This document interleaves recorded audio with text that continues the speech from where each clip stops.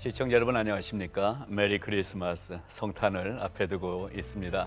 12월 19일 목요일 아침 캘리포니아 시간으로 10시입니다. 전국으로 그리고 전 세계에서 함께 이 시간 함께 하시는 여러분들에게 성탄의 기쁜 소식을 전해드립니다. 자, 오늘도 이것이 크리스찬이다. 여러분과 함께할 이동진 목사입니다. 자, 계절이 이렇게 되다 보니까 한 해를 아무래도 돌아봐야 될 것 같습니다. 오늘도 지난 한 해를 돌아보면서, 그런데 오늘은 좀 주제가 오늘 한 해만이 아니라 이 이민의 역사를 한번 함께 돌아보려고 합니다. 타국에서 살아가는 우리 이민자들, 사실 성경을 읽어보면 성경의 역사가 이민의 역사이기 때문에 저도 이민 와서 성경을 읽으니까 맛이 다르더라고요. 그 속에 들어와서 읽는 기분이 납니다. 자, 그런데 교회면 다 같은 교회인데 이민교회다라고 이렇게 이름을 붙이고 우리가 이민교회, 이민성도 이렇게 얘기를 합니다. 자, 그래서 오늘은 이제 이민사회의 어떤 특수한 환경도 한번 점검해 보면서 그 사회 속에서 교회로 서 있는 우리 이민교회, 어떤 얘기가 있고, 그리고 이 이민교회는 어떤 역할과 사명을 갖고 있는가, 우리 귀한 전문가들 모시고 함께 얘기를 나누고자 합니다. 자, 이 시간은 생방송으로 함께하고 계십니다. 디렉티브를 통해서 보시는 분들은 그냥 보실 수 있죠. 그런데 연결이 잘 안 되신 분들은 앱을 통해서 보실 수 있습니다. CTS USA 앱을 다운받으셔서 이것이 크리스찬이다 생방송으로 함께 하실 수가 있겠습니다. 자, 오늘 바로 그 이민교회 이야기 함께 나눠갈 텐데요. 오늘 이 시간을 위해서 아주 귀한 패널 두 분이 자리해 주셨습니다. 우리 한 분씩 좀 여러분과 인사를 나누도록 하겠습니다. 너무 저도 개인적으로 존경하고 또 사랑하는 우리 목사님이십니다. 얼바인 베델 한인교회를 하고 계시다고 하려고 그랬는데 지난주에 리타이어 예배를 12월 30일까지 여전히 담임 목사. 그렇게 되시고 예. 지난주에 리타이어 예배를 드리셨다고 그랬어요. 우리 손인식 목사님, 우리 시청자들에게 인사 한번 해주십시오. 반갑습니다. 메리 크리스마스, 복된 2014년을 맞으십시오. 예, 감사합니다, 목사님. 자, 그리고 우리 이민신학 얘기하면 우리 목사님이 이 이민신학의 어떤 용어를 우리에게 각인시켜준 귀한 사명들, 또 실제적인 일들 해오시는데 이민신학연구소의 오상철 목사님 인사 좀 나눠주세요. 예, 안녕하세요. 시청자 여러분, 메리 크리스마스. 임마누엘 신앙이 2013년 동안 진행되고 여전히 함께 하시지만 정말 이제 연말이 얼마 남지 않았습니다. 임마누엘 신앙으로 승리하는 여러분들 되시기를 간절히 바랍니다. 네, 감사합니다. 자, 오늘 이민교회 이야기를 함께 나눠갈 텐데요. 너무 그 매칭이 우리 좋은 것 같아요. 우리 손 목사님은 수십 년을 이민교회 현장을 살아오시면서 그 이민교회의 그 속속들이 진행되는 얘기들 오늘 기대가 되고요. 또 오 목사님은 그것을 이론적으로 연구하고 통계도 밝혀내고 하는 또 이런 실무적인 일들을 해오셨기 때문에 오늘 우리 시청자 여러분들에게 너무 귀한 시간이 되지 않겠나 생각이 됩니다. 자, 그래서 먼저 그러면 이민교회, 이 이민교회의 우리 미주 한인 이민교회죠. 이민교회의 역사를 한번 오 목사님께서 쭉 한번 연대기로 정리를 한번 좀 해주시는 게 좋지 않겠나 생각이 됩니다. 네, 그 하와이 이민부터 시작한다면 1903년으로 이제 거슬러 올라가겠습니다. 네. 지금 이제 우리 카운트 해보면 110주년이 되었네요. 예.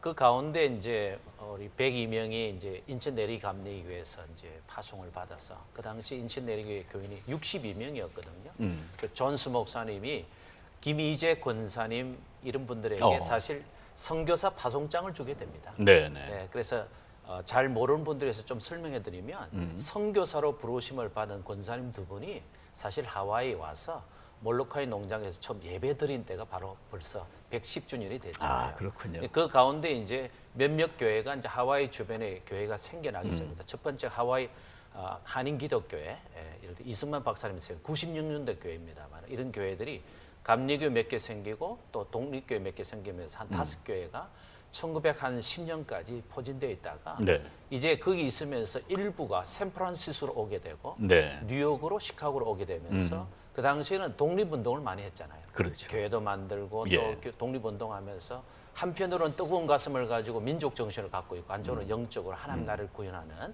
우리 1세대 선조들이 포진했던 것이 벌써 110년이 지나갔고요. 그 다음에 이제 문호 단절이 좀 되다가 1953년 종전을 한 이후에 국제 결혼한 사람, 다시 말하면 군인들과 결혼한 사람들이 와서 한 3만 명이 네. 2000여개 포진하게 됩니다. 그리고 1953년부터 65년까지 4만 명의 우리 adopt people, 그러니까 우리 infant, 예. 우리 아이들이 입양되게 되죠. 그러니까 모두 7만 명이 사실 미주 전체에 퍼지면서 한쪽으로는 교회도 만들고 또 그들의 아픔도 서로 달래고 또 한쪽으로는 그 미국 군인들하고 결혼하면서 절반 정도가 디보스 당하게 됩니다. 네, 이혼을 당하게 네, 되죠. 네. 그런 아픔을 가지고 한쪽으로 또 교회를 만들고 이러면서 한축을 하다가 이제 본격적으로 1970년대에 본격적으로 레귤러 이미그런트가 이제 생기기 시작하잖아요. 그래서 한 해에 3만에서 4만, 네. 많게는 5만 명까지 왔는데 70년대 말까지 수십만 명 이쪽으로 와서 그때는 교회가 붐교회가 됐죠. 네, 네, 네. 굉장히 성황되고 그러다가 80년대에는 2만 5천 명에서 1만 5천 명으로 줄어들기 시작하고 90년도에 들어오면서 1만 5천 명, 1만 명으로 줄어들고 2000년도 들어와서는 언들 1만 명. 그렇게 하면서 현재까지 우리 북미주 전체에 캐나다까지 보면 한 4천여 개가 현재 예. 존재하고 있네요. 그렇군요. 자, 그 짧은 시간에 그냥 이민 100여 년의 역사와 분포를 한마디로 정리를 해주셨어요. 자, 그러한 우리의 이민의 역사를 일단 개념을 우리가 갖고 오늘 이야기를 진행해 볼 텐데요. 손 목사님 역시 이제 이민 오신 지가 꽤 오래 되셨죠. 꽤 오래됐죠. 예.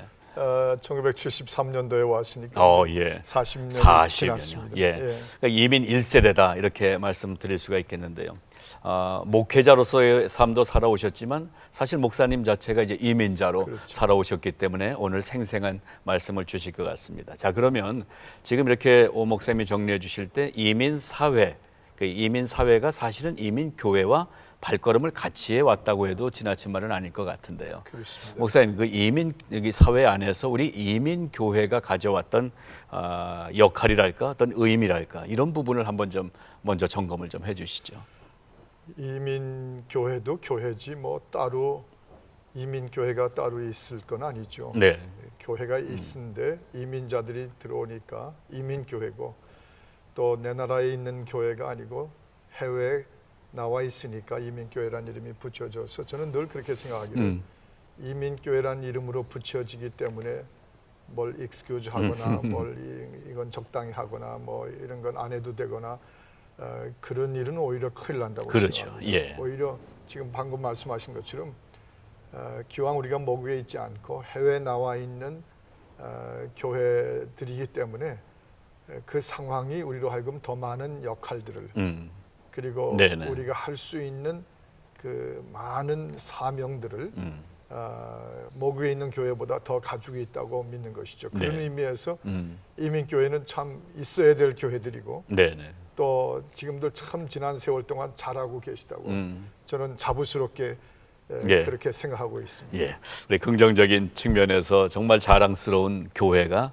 우리 이민자들이 섬기고 있는 우리의 교회들이 아닌가. 물론 뭐 조금조금한 부작용들도 없을 수는 없지만은요. 그래서 목사님이 지난 그 40여 년의 이민교회를 이렇게 귀하게 봐주셔서 감사를 드립니다. 그런데 아까 우리 방송 시작하기 전에 우리 목사님 얼굴이 조금 어두운 부분이 있으셨는데 하나 소식을 들으셔서 그랬다고 말씀해 주셔서 그 베를린에 독일에 오랫동안 이민 교회의 목회자로 살아오셨던 성기상 목사님, 네, 예, 그렇습니다. 소천 소식을 금방 들으셨다고요. 제 평생의 대학 시절부터 친구인데 네, 제가 마침 그 KCC 통곡기도 대회를 동서독 그 흡수 통일의 그 케이스로 독일을 많이 출입을 하게 돼서 오랜만에 그 베를린 한인교회 담임 목사로 독일의 사도라고 불리시던 네, 아주 투철한 복음주의자고 또 한국이 독일과 같이 되기를 그렇게 바랐던 그런 목사님이신데 지병이 생기셔가지고 예, 오늘 한 2시간 전에 돌아가셨다고 저한테 연락이 왔네요. 네. 참 아쉽습니다. 그 한국이 독일처럼 통일되는 걸 본 후에 예.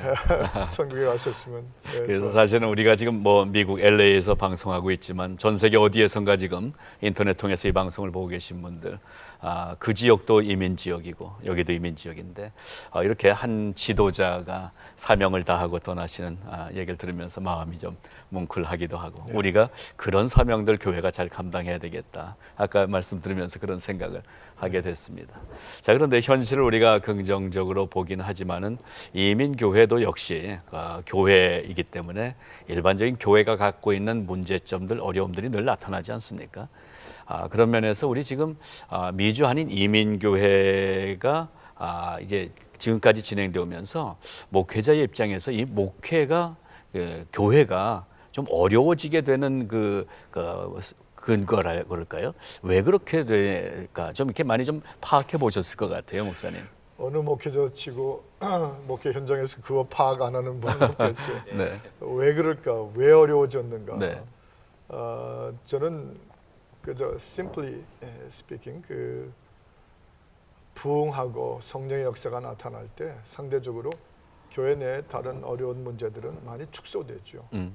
부흥은 그래서 참 좋은 것이고 부흥은 그래서 가장 위대한 해결이라고 볼 수 있습니다. 네.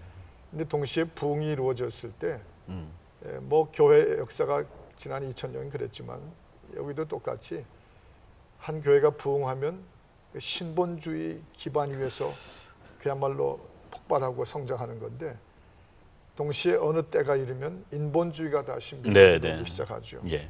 그래서 하나님 중심으로 영적인 대역사와 그 대각성과 구원의 돌아옴이 이루어졌던 것을 다시 인간에게로 돌려서 누가 주도하는가, 누가 이 교회에서 중요한가, 또 내 의견은 이게 아닌데 왜 교회는 이런 식으로 해가는가, 뭐 이런 그 인본주의, 자기 생각으로 사람 중심이 된 거죠. 아마 그게 이민교회의 가장 티피컬한 어려움이라고 봐요. 그래서 거기서 파생되는 문제, 즉 그리스도하고는 전혀 문제가 없는데 그리스도를 섬기기 위해서 부름받아 왔던 사람들 사이에서 계속 그 인본주의적인 사람과 사람의 갈등이 이민교회의 제일 대표적인 문제에서 저는 오히려 2014년 되면서 그렇게 권고하고 싶어요. 제발, please, 이제 우리들의 교회를 그리스도에게로 돌려드리자. 아멘. 우리 걸로 취하지 말고 교회 머리 되시고 주인 되신 주님에게로 다시 돌려드리자고 교회를 그렇게 좀 오히려 정당하게 권고하고 싶습니다. 그 말씀 들으면서 정말 가슴이 우리가 찔림이 있어야 되지 않겠나 저는 이렇게 생각이 됩니다. 목사님 지금 조용하게 얘기해 주셨지만 조용하게 했어요. 근데 이것이 성령의 검처럼 말씀의 검처럼 비수같이 우리 CTS 방송을 통해서 사실은 이런 문제 속에서도 헤매고 있는 우리의 이민 교회들 속에 좀 파고 들어가면 좋겠다 생각이 됩니다. 아마 그렇게 지금 성령께서 역사해 주시고 믿는데, 오 목사님, 또 역시 이제 목회 부분을 목회외 바깥에서 이제 보시면서 뭐 동의하시는 부분이 많으시죠? 어떠세요? 손 목사님 말씀하셨지만 자기 거냐 하나님 거냐 이 게임인데요. 실제로 우리가 들어가 보면 여기 교회 미국 땅에 와서 교회 처음으로 나간 사람이 한 절반 정도로 지금 통계 잡히거든요. 그 말의 의미는 뭐냐면 이 믿음의 뿌리나 교회의 뿌리가 부족하다는 거죠. 그러되면 이제 교회 와서 밖의 삶이 이민자의 삶이 좀 많이 힘듭니다. 생각보다는 여기는 대학 졸업해서 자기 전공을 살린 사람은 15에서 20%밖에 안 되고 80%는 대부분 다 노동에 묶이거든요. 그러면 밖에 일을 열심히 일하다가 돈도 버시고 집도 사시고 아이들도 잘 교육을 했는데 사실 밖에서는 인정을 못 받거든요. 메인스트림에서. 교회 안에 이제 들어오면 좀 인정해 주기를 원하는데 예를 들면 이런 거죠. 어떤 분이 은혜를 받아가지고 한국교회 뿌리는 없고요. 처음 믿었는데 너무 감동이 돼 순간적으로 그랜드 피아노를 하나 바쳤어요. 근데 한 1년 동안 늘 올 때마다 십자가보다도 그랜드 피아노가 눈에 들어온다는 거죠. 근데 한 번은 교회 왔는데 그랜드 피아노가 없어졌다는 거예요. 깜짝 놀랐대. 근데 나중에 알고 보니까 교육관으로 나갔더래요. 그래서 이 어떤 사람이 내 피아노를 거기에 옮겼느냐, 내 허락도 안 받고. 다시 말하면 이런 거죠. 하나님께 바쳤으면 하나님 거잖아요. 근데 막상 봐보면 자기 거죠. 그러니까 이 안에 모든 이 문화의 흐름이 아까 우리 손 목사님 말씀한 대로 교회 안에 들어와서 좀 어려움을 주고 하고 있는데 실제로 하나님 거 아니겠습니까? 다시 말하면 아메리칸 드림을 가지고 왔지만 킹덤 드림으로 바뀌는 그 순간에 네. 사실 그건 하나님 거고 나를 통해서 하나님께서 무슨 일을 하고 있는 건가 상당히 궁금해하면서 신비롭게 생각하면서 감사함으로 많이 신앙생활을 한다면 네네. 교회 안에 이런 팩트들이 좀 줄어들지 않겠는가 예. 생각해 봅니다. 목사들이고 교인들이고 사심을 버려야 돼요. 맞습니다. 네. 그다음에 또 오너십. 이건 내가 이뤘고 내 무대다 하는 그 오너십 좀 예, 제발 벗어버리고 네. 또 사심을 던져버리면 하나 교회가 어려워질 이유는 없다고 보는데 네. 그렇죠? 예, 그렇습니다. 우리 송 목사님 말씀대로 결국 그 문제가 빨리 해결될수록 교회는 부흥되고 성장될 줄 믿습니다. 그런 면에서 오늘 손 목사님 존경스럽죠. 그 지킬 수도 있고 많은 분들이 그러니까. 그런데 또 다른 하나님이 주신 사역을 붙들고 하나님 앞에서 가시는 모습이 귀감이 되지 않나. 뭐 앞에 계시기 때문에 드리는 말씀이 아니라 그런 메시지를 받습니다. 어떤 의미에서는 아주 정상적인 예, 예. 케이스인데 교회 사회가 그동안 그러지 않았기 때문에 비정상 취급을 좀 받는 것 같아요. 예. 다 그저 주님이 시킨 일을 하다가 네. 내려놓고 떠나면 그게 지극히 예. 그존 웨슬리도 그랬고 뭐 심지어 모세도 그랬고 예. 또 바울도 다 그랬고 네. 다 두고 떠나는 것을 그 다음은 또 하나님이 계속 네. 일하시게 다른 후임자를 그 뭐 다 정상적인 거 예. 아닙니까? 그래야 예. 되는 건데. 된 거. 자, 오늘 우리가 그런 것들을 좀 점검을 해봅니다. 자, 생방송으로 함께하고 있는 이것이 크리스찬이다. 10시 15분 넘어서고 있는데요. 그러한 그 이민 교회, 이민 목회, 이민 성도의 삶의 이제 어려움들을 짚어봤는데 지금 말씀해 주신 게 핵심인 것 같아요. 결국 킹덤 오브 갓, 하나님의 도성. 우리 오 목사님 특별히 그 부분에 논문도 많이 쓰시고 하셨는데 교회 안에서 주인 의식을 잘못 생각을 하는 거죠. 내가 주인이다라고 생각을 하는 것. 그런 부분에서부터 문제가 시작이 되고 여전히 인본주의적인 내 거, 우리 거. 여기서부터 우리가 이제 새로운 그 원래 우리에게 주신 길을 가야 되지 않겠나 생각이 됩니다. 자, 그래서 조금 더 얘기를 진행을 해보죠. 자, 그러면 이민 교회가 성장해 오고 발전해 가고 미래를 향해서 가기 위해서는 이제 신학이 어디에나 필요한데 그래서 이제 이름을 이민 신학이라고 붙이고 있지 않습니까, 오 목사님? 네. 그 부분에 대해서 이민 신학이 도대체 그러면 무엇이냐 좀 정리를 해주시고 얘기를 풀어가면 좋겠습니다. 예, 가끔 혹자가 제게 이제 질문을 하는데 정말 이민 신학이 뭐냐 이렇게 할 때 저는 이렇게 대답합니다. 당신 신학이라고. 그랬더니 이게 무슨 말이냐 이거예요. 우리 주변에 이민 현장에 와 계시고 또 이민교회 출석하고 계시고 또 나가서 미국 전체 우리 복합 문화사회에 같이 살고 있는 한 사람인데 이걸 복잡하게 생각하지 말고 바로 우리들의 신학으로 좀 받아들이면 어떻겠느냐. 그래서 저는 두 가지로 정의를 내면 하나는 아픔의 신학이고요. 하나는 신학. 희망의 신학으로 네. 표현하고 싶습니다. 아픔 뭐냐면 여기 와서 별별 일 다 했지 않습니까? 예, 그리고 구전 일 다 했고요. 그리고 대학 졸업자들이 통계의 80% 이상이거든요. 그 와서 원치 않는 직업을 하면서 아픔을 많이 가졌고 또 언어적으로 문화적으로 문화 충격도 많이 받았지 않습니까? 그 아프다는 거죠. 그러나 이것만 보고는 우리는 절망이죠. 아프다. 그러면 예수 믿는 사람들 다 아프죠. 고난을 갖고 거기 십자가 신학이 있잖아요. 근데 부활의 신학이 있는 것처럼 우리에게 희망이 있는데 특별히 이민 성도들이 또 이민교회 바로 다음 세대 문제라고 저는 봅니다. 네. 다음 세대를 보면 우리는 웃음이 나올 수밖에 없습니다. 제 같은 경우도 우리 큰딸이 정말 하나님 은혜 가운데 기도해서 잘 키웠더니 지금 좋은 직장에 다니고 있거든요. 네. 주류사회 그리고 들어가. 네, 주류사회에 물론 들어가 있죠. 연봉도 많고요.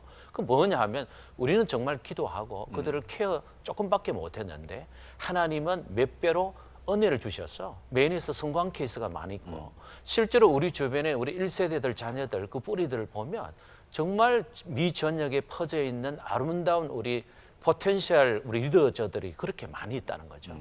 바로 여기 희망이 있지 않느냐. 네네. 이제 그렇게 좀 대변하고 싶습니다. 사실 그 오 목사님하고 저희 CTS하고는 그 작업도 많이 같이 하지 않았습니까? 그런데 주변에 솔직히 이제 이런 얘기들도 여러 차례 들었어요. 뭐 오 목사님 이민 신학이라고 그러는데 무슨 신학이 무슨 이민 신학 그 말이 돼? 뭐 이제 이런 분들도 있었어요. 네.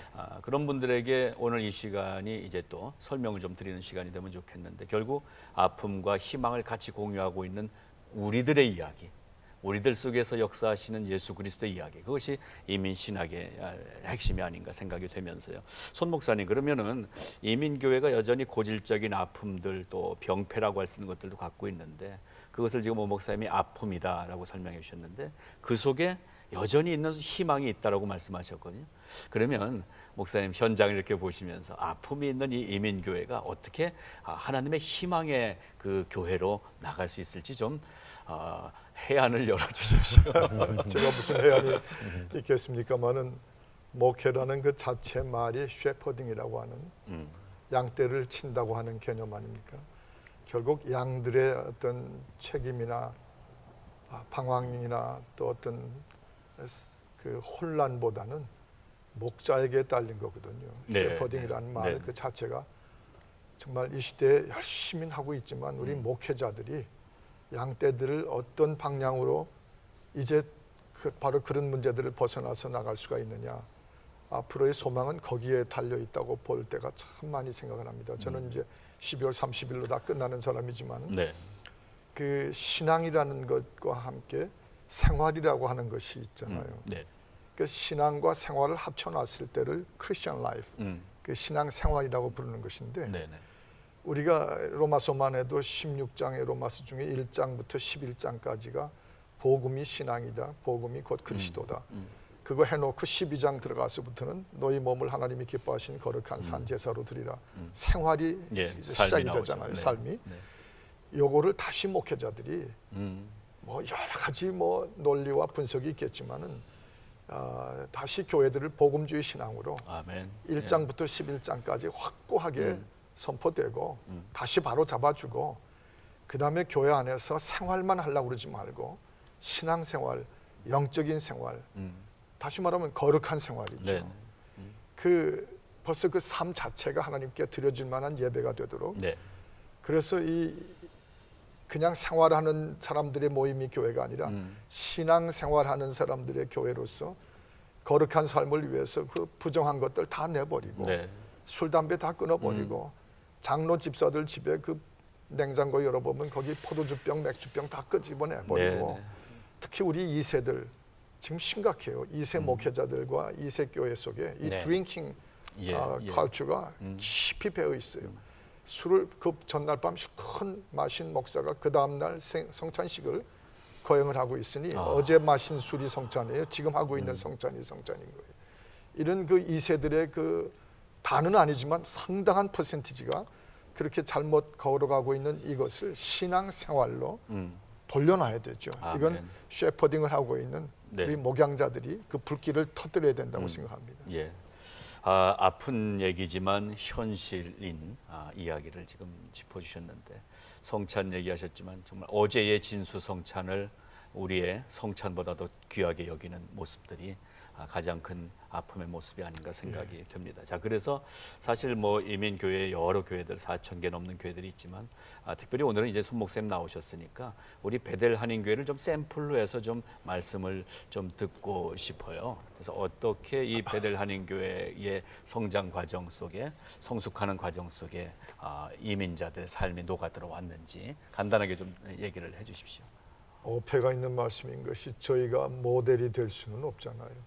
저희도 뭐 좋은 점도 있지만 네네. 약한 점, 문제점들도 다 똑같이 공유하는데, 그 중에서 그저 교회가 이날에 이르기까지 하나님의 은혜 속에 있을 수 있었던 비결, 정리해서 말하면 제가 부임해서 이제 23년을 목회했는데 23년이요. 네. 처음 여기 왔을 때 가장 하나님께서 주력하게 만드신 것은 메마른 영혼들에 대한 위로였어요. 위로. 네. 네.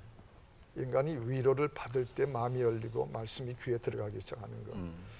그 다음 단계에서는 그 위로 중에 가장 위로는 그 로고스라고 하는 하나님의 말씀이니까. 아멘. 이 세상에서 들을 수 있는 위로 가운데 다른 건 암만 들어봐야 더 메말라지만 하나님의 말씀이 아멘. 위로가 그렇습니다. 되는 거. 예, 예. 그래서 그 말씀에다가 온 전념을 하고 기울이고, 심지어 제 설교를 가리켜 스토리텔링 서먼이라고 부를 만큼 우리 삶에 적용하는 그런 메시지를 중심으로 했을 때 그 교회가 뭐 인간이 상상할 수 없는 그런 방식으로 확 부흥하고 네.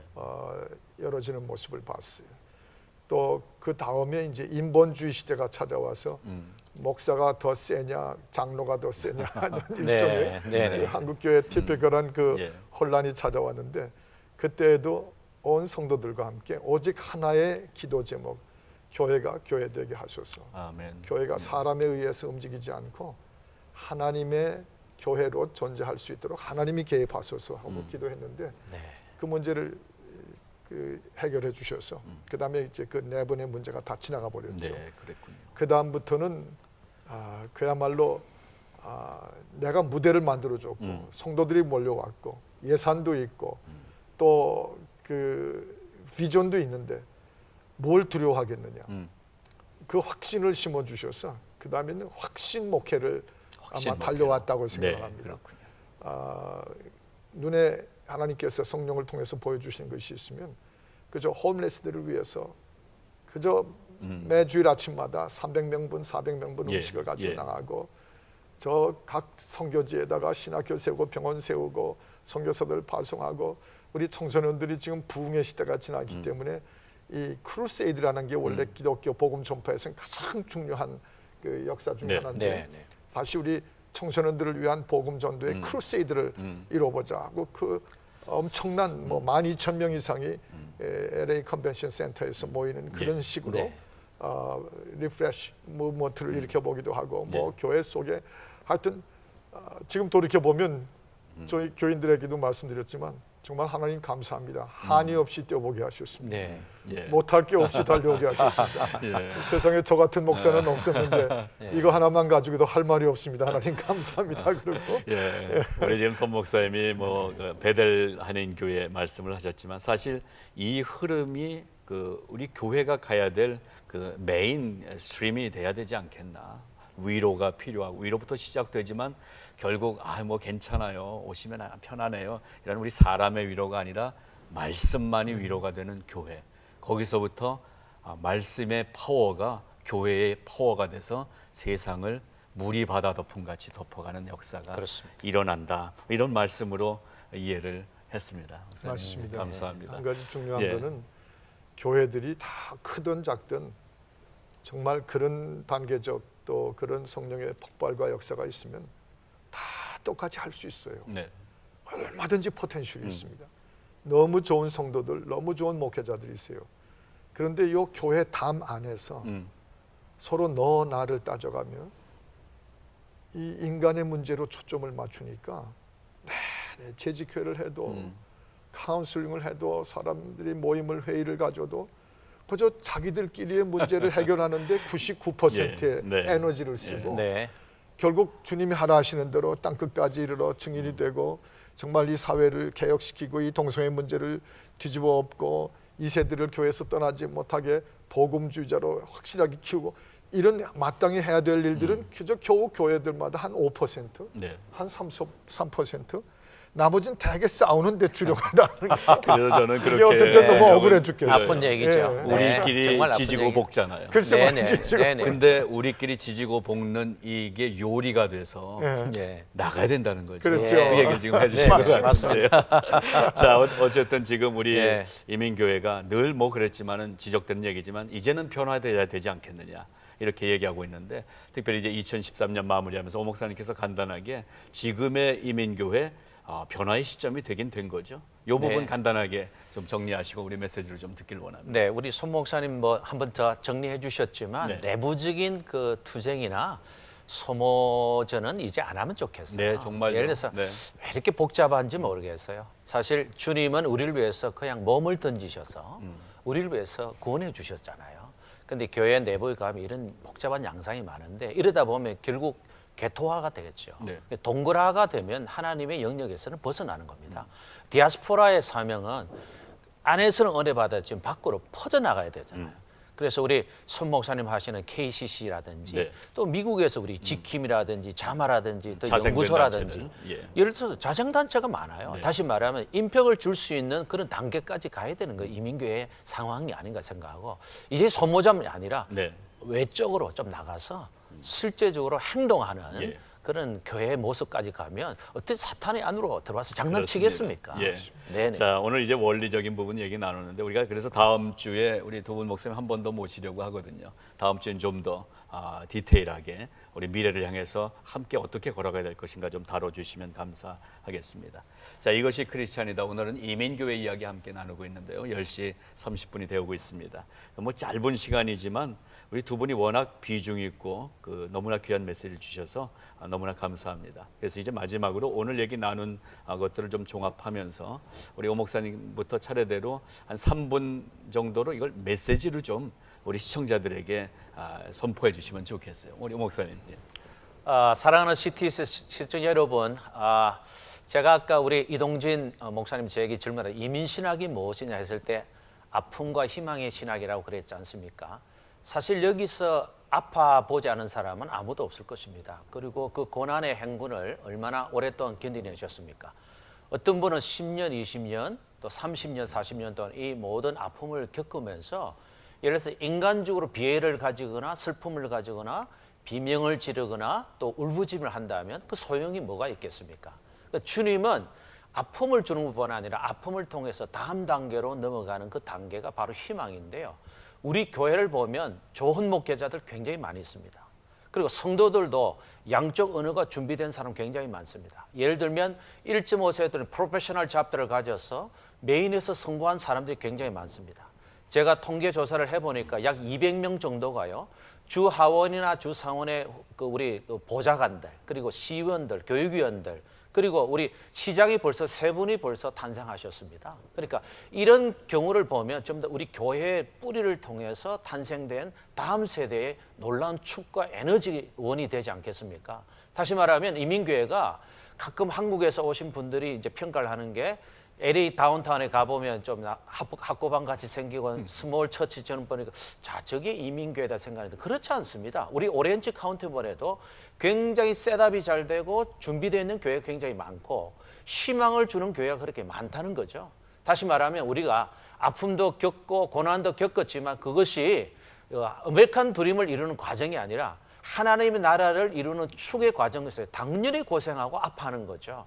제 자신도 미국에 가서 여러 가지 일들도 많이 해보고 7년 공부할 걸 13년 공부해서 학위를 마쳤는데요. 그 아픔에는 이루 말할 수가 없습니다. 그러나 그 아픔을 나의 한으로 승화를 시키면 그건 소용이 없고 하나님 나라에 대한 신학으로 또 하나님 나라의 비전으로 바뀌어지는 것이 바로 이민자들의 우리 이민 성도들의 꿈과 희망이 아닌가 생각해 봅니다. 사랑하는 시청자 여러분, 우리 모두 손을 잡고 지나간 한 해를 다시 한번 마무리하면서 임마누엘의 하나님 오늘도 함께 하시고 희망의 신학으로 바뀌고 희망의 교회로 바뀌는 또 그날 위해서 최선을 다해서 노력하고 달려갈 것을 같이 약속하면 좋겠습니다. 감사합니다.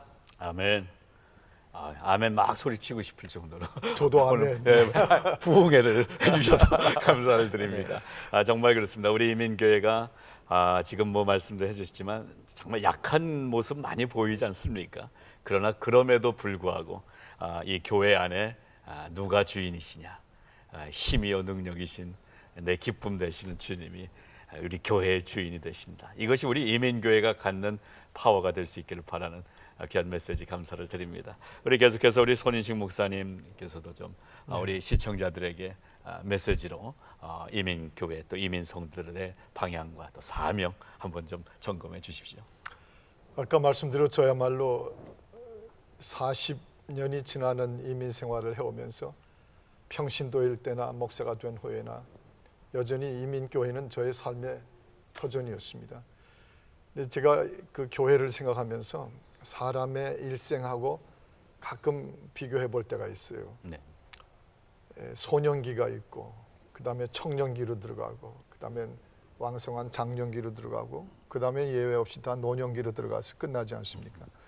저는 교회가 그렇게 사람의 일생을 4등분하는 그런 단계로 사라져버리지를 않아야 된다고 우리 오늘 청취자 여러분에게 또 각 교회 성실한 섬김이들이신데 도전해보고 싶습니다. 오히려 저는 춘하 추동으로 나누고 싶어요. 봄이 있고 그 다음에 여름이 있었어요. 여름이 지난 후에 또 걷어들이는 추수하는 가을이 있지 않습니까? 그리고 겨울이 와요. 겨울이 온 거는 인생이나 마찬가지인데 우리가 아는 것처럼 그 겨울이 지난 후에 반드시 봄이 다시 오지 않습니까? 참 이 점에서는 우리 교회들이 추나 추동의 그 패턴을 제가 그렇게 도전하고 그럴 수밖에 없는 게, 저도 이민자의 삶으로 제가 처음 왔을 때는 한국 사람 별로 있지도 않았던 때였습니다. 쇼핑몰에 가서 뭐 한국 사람 만나면 제 어머니 같은 분은 무조건 끌고 우리 집에 가서 냉면을 해 먹자고 이제 그런 시절이었는데 가난한 때였어요.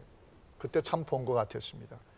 그런데 쭉 하루고 땀 흘리고 조합도 그랬지만 교회도 얼마나 건축들을 하고 얼마나 11조를 두 곱이나 내고 정말 땀 흘리는 여름 같은 때가 있었어요. 그리고 와, 한국 교회들의 부흥, 오 박사님도 여기 계시지만 뭐 한국에 있는 교회들도 부흥했지만 이 이민 교회들도 네. 엄청 부흥했거든요. 굉장히 부흥했어요. 감히 저희 교회 같은 데도 거기다 포함시켜서 죄송합니다만 하여튼 뭐 크고 작은 교회들이 큰 수확을 폭발을 거뒀어요. 가을과 같죠. 그런데 요즘에 밤만 보면 자기 거둔 양식 가지고 다 이기적으로 자기 자신과 자신을 위해서 교회 헌신하고 눈물 뿌리는 땀 흘림보다는 다 내 것 챙겨가지고 긴 겨울 자기 안방으로 들어가는 모습을 보이는 것이 종종 많은데, 저는 2014년부터 이 겨울이 빨리 이민교회에서 지나가 버리고 아멘. 다시 봄으로 돌아오게 되는 바로 그런 교회들, 그런 목사님들과 그런 성도들의 교회를 간절히 축복해 봅니다. 감사합니다. 네. 사실 뭐 아까 얘기 말씀처럼 소년기 또 청년기, 장년기 우리가 교회를 그렇게 이해하고 있는 것 같았어요. 그러다 보니까 청년, 장년을 향해서만 달려가다 보니까 그 다음에 올 노년기를 미처 준비하지 못하지 또 않았나. 노년기 오면 그걸로 끝나버리는 줄 알았죠. 근데 교회가 그게 아니라 오늘 너무 귀한 말씀이 있으세요. 추나 추동. 겨울은 끝이 없죠. 다시 봄이 올 줄로 믿습니다. 아멘. 오늘 이렇게 나오셔서 이민 교회 이야기 두 분 나눠주셔서 감사를 드립니다. 여러분 오늘 이제 두 분께서 이민 교회를 함께 쭉 살펴보면서 아픈 곳도 짚어보고 또 희망도 꺼내보고 함께 얘기를 나눴습니다. 다음 시간에 더 디테일하게 좀 더 여러분에게 도움이 되는 말씀을 나누길 원합니다. 요즘 날씨가 차가워졌습니다. 겨울 같아요 이제. 그러나 이 겨울이 겨울로 끝나지 않는다는 사실 오늘 목사님의 메시지를 통해서 다시 한번 확인합니다. 하나님은 우리에게 봄을 주실 줄로 믿습니다. 아멘. 그 봄에 부활절이 있다는 게 참 기대가 됩니다. 내년에도 우리 부활을 기대하기를 바랍니다. 자, 오늘 함께해 주셔서 감사드리고요. 건강하시고요. 다음 주 목요일 아침 10시에 다시 좀 나와 주십시오. 네. 감사합니다. 감사합니다. 감사합니다. 네.